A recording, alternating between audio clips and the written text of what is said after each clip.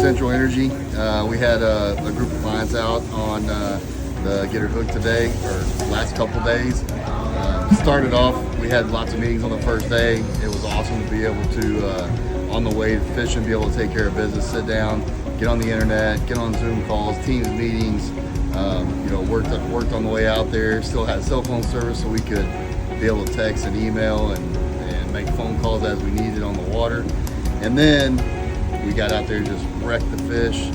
Had a chance at a couple of marlins, some swordfish, got into some big tuna, deep drop, and I think we had 12, 13 species of fish and some good ones. So the food on top of that was fantastic. The crew did a great job, took care of us the entire time, and I couldn't be more pleased with the service we got.